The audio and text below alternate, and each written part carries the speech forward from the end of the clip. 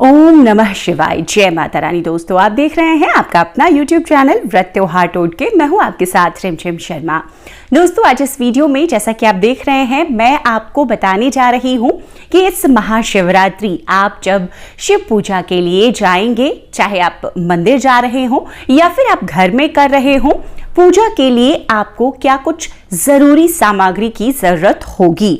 दोस्तों, ये जो सामग्री आप देख भी रहे हैं, ये सामग्री आप मंदिर जाएंगे तब मंदिर लेकर जाएंगे या आप घर पे भी विधि विधान के साथ इस महाशिवरात्रि भगवान भोलेनाथ मैया पार्वती की पूजा कर रहे हैं तो उसमें आपको इन सामग्रियों की जरूरत पड़ेगी।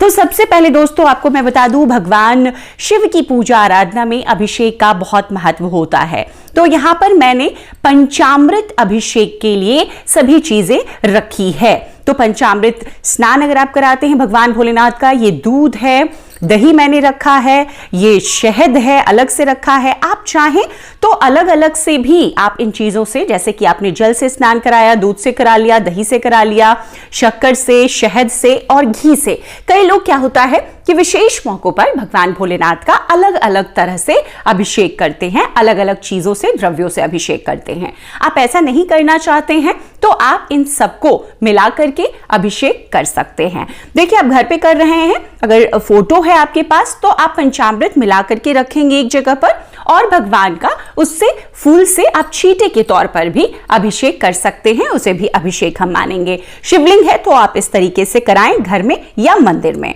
जल के लिए देखिए मैंने ये रखा है जल, इसमें गंगा जल रखना होगा मुझे। अभी मैं मंदिर जाने की तैयारी में हूं तो इस तरह से गंगा जल लेकर मैं इसमें पहले कुछ गंगा जल की बूंदें डालूंगी और फिर इसमें जल भर लूंगी। अब भगवान के अभिषेक के बाद हम उनका श्रृंगार करते हैं। महाशिवरात्रि पे भगवान भोलेनाथ का श्रृंगार भी बहुत ही विशेष होता है। तो अब श्रृंगार के लिए जो सभी वस्तुएं हैं वो इसमें मैंने रखी है। देखिए, हम यहां पर भगवान को अलग से मैं दिखाऊंगी पान। तो सुपारी, लौंग, इलायची के साथ उस पर एक द्रव्य रखकर भगवान का सबसे पहले आह्वान करते हैं। सभी को, देवताओं को नमन करने का सर्वप्रथम ये तरीका होता है कि हम उन्हें पान सुपारी दें। तो इस तरीके से भगवान को हम सबसे पहले पान सुपारी अर्पित करेंगे।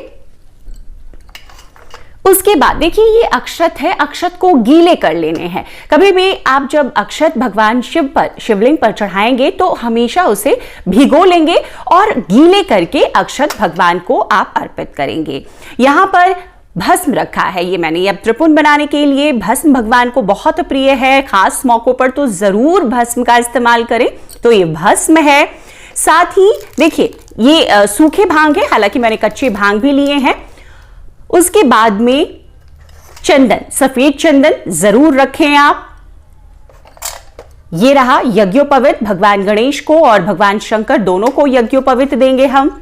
ये अष्टगंध है। महाशिवरात्रि पर भोलेनाथ को गुलाल जरूर अर्पित करें, ये गुलाल है। माता के लिए कुमकुम है, मां के लिए और गणपति के लिए सिंदूर। आप, ये पीला सिंदूर है, देखिए पीला सिंदूर ही हमें पूजा में इस्तेमाल करना चाहिए। सफेद तिल हम अर्पित करेंगे और ये काला तिल भी मैंने रखा है, लेकिन कई लोग काला तिल नहीं चढ़ाते हैं। तो आप अगर चढ़ाते हैं, आप चढ़ा सकते हैं, मनाही नहीं है, नहीं तो आप सफेद तिल चढ़ाएंगे। अब दोस्तों, एक और ये इत्र है, भगवान के विवाह का आयोजन है तो हम उन्हें इत्र भी जरूर देंगे, माता को भी इत्र देंगे, अर्पित करेंगे।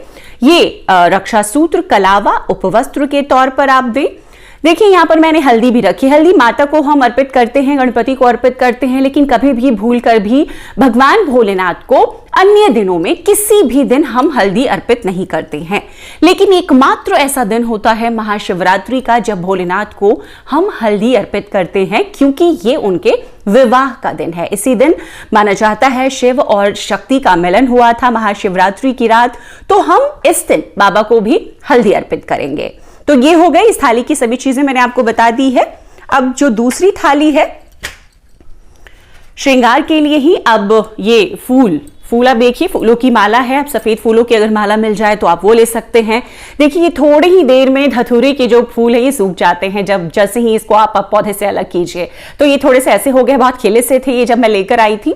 और ये आंकड़े के फूल भगवान को बहुत प्रिय हैं, तो आप बिल्कुल आंकड़े के फूल बड़ी आसानी से मिल भी जाते हैं, और खासतौर पर विशेष मौकों पर तो आपको मंदिर के बाहर ही ये सभी फूल मिल जाएंगे, तो आप इसे ले आए। देखिए बाबा को कुछ पुष्प नहीं अर्पित किए जाते हैं, उसकी भी जानकारी मैंने आपके साथ शेयर की हुई है वीडियो के जरिए, जैसे केतकी के फूल, चंपा के फूल तो आप अर्पित नहीं कीजिएगा। अब ये देखिए, पान के पत्ते पर मैंने बताया, सुपारी, लौंग, इलायची आपको दिखाई। धतूरा बहुत प्रिय है भगवान भोलेनाथ को, तो धतूरा जरूर आप रखें। ये आक के पत्ते हैं, आक के फूल मिल जाएं। फूल अगर नहीं मिले, कई बार क्या होता है कि पेड़ों में आप देखेंगे फूल नहीं खिले हैं, पत्ते हैं, तो आप पत्ते भी अर्पित कर सकते हैं। ये भी भगवान को उतने ही प्रिय हैं। ये देखिए, मैंने आपको सूखा हुआ भांग दिखाया था, ये कच्चा भांग भी मुझे मिल गया, तो ये कच्चा भांग आप अर्पित करें, ये भी आपको मिल जाएगा मंदिर के बाहर ही शिवरात्रि के मौके पर। और बेलपत्र, भगवान शिव का सबसे प्रिय बेलपत्र, कुछ ना अर्पित कर अगर आप सिर्फ जल और बेलपत्र ही अर्पित करते हैं, बाबा उससे उतने ही प्रसन्न होते हैं जैसे अन्य सामग्री आप अर्पित कर रहे हैं। गणपति के लिए दूर्वा है, भोलेनाथ को भी हम दूर्वा अर्पित करते हैं, और माता को भी करते हैं, पूरे शिव परिवार को करते हैं, तो ये दूर्वा अर्पित करेंगे हम। और ये देखिए दोस्तों, ये शमी के पत्ते हैं। शमी के पत्ते भगवान भोलेनाथ को, भगवान गणपति को सबसे ज्यादा प्रिय है। उन्हें अगर हम प्रसन्न करना चाहते हैं तो हमें उनकी विशेष पूजा आराधना में कम से कम जरूर शमी के देखिए पुष्प मिल जाएं, वो भी बहुत ही अच्छा है। कम से कम अगर पुष्प ना मिले तो पत्ते ले आए। तो ये सभी जो चीजें हैं ये भी हम शिवरात्रि के दिन बाबा को अर्पित करेंगे। अब माता के लिए श्रृंगार की जो भी सामग्री आप अर्पित करना चाहें वो माता को अर्पित करें। तो ऐसे एक श्रृंगार की पिटारी बनी हुई है, ये माता को मैं अर्पित करूंगी। अब बारी आती है भोग की। तो भोग में जो भी सीजन के फल मिले, केले, संतरे, अंगूर, जो भी आपको मिले वो आप ले सकते हैं। और मिठाई में आप सफेद मिठाई बाबा को अर्पित करें। सफेद मिठाई पसंद है उन्हें, तो हम आज भी उन्हें महाशिवरात्रि के दिन सफेद मिठाई अर्पित करते हैं। तो इस तरीके से हमने बाबा की पूजा आराधना कर ली। अब बारी आती है धूप आरती की। तो इस तरीके से 2 बातियों का एक दीपक आप तैयार कर लें, कपूर जरूर रखें, धूप आप जरूर रखें। और अगर आप चाहते हैं माता की देखिए पूजा विशेष करते हैं हम जब भी, तो हम उन्हें धूप भी जरूर देते हैं। धूप के साथ कपूर डाल के आप उन्हें धूप दिखाएं।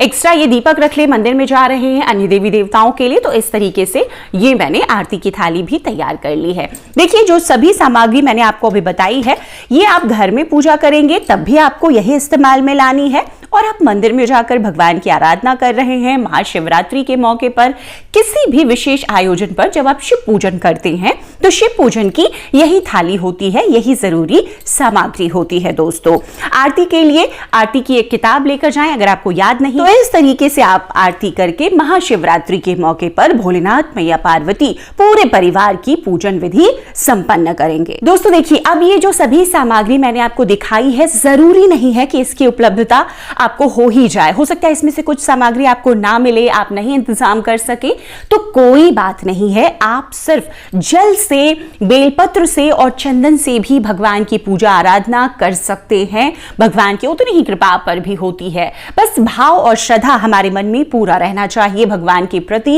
निष्ठा के साथ हम पूजा करें, हमें उतना ही फल मिलता है। तो इस तरीके से ये मैंने संपूर्ण सामग्री आपको बताई है, कोशिश की है। हो सकता है इसमें और भी कुछ अन्य सामग्री हो जो मुझसे भी छूट गई हो, आपको अगर याद है आप वो भी जरूर लाएं इस महाशिवरात्रि की पूजन अर्चन में। दोस्तों मैंने आपके साथ ये संपूर्ण सामग्री दिखा दी है आपको। अब मैं पूजा विधि भी आपके साथ बहुत जल्द शेयर करूंगी। पहले आप सामग्री का इंतजाम कर लें, फिर पूजा विधि आपको मैं संपूर्णता से मंदिर में जाकर कर दिखाती हूँ। उस तरीके से आप मंदिर में भी पूजा कर सकते हैं, घर पर भी पूजा कर सकते हैं। उम्मीद करती हूँ वीडियो में ये जो जानकारियां मैंने दी है आपके लिए उपयोगी साबित हो। वीडियो अगर पसंद आए तो जरूर लाइक कीजिएगा, ज्यादा से ज्यादा लोगों तक शेयर कीजिए, उनको भी सहूलियत हो, सुविधा हो, वो जब शिवरात्रि पूजन के लिए जाएं तो इन तमाम चीजों के साथ जाएं। वीडियो अंत तक देखने के लिए आप सभी का बहुत बहुत शुक्रिया। जय माता रानी दोस्तों, हर हर महादेव।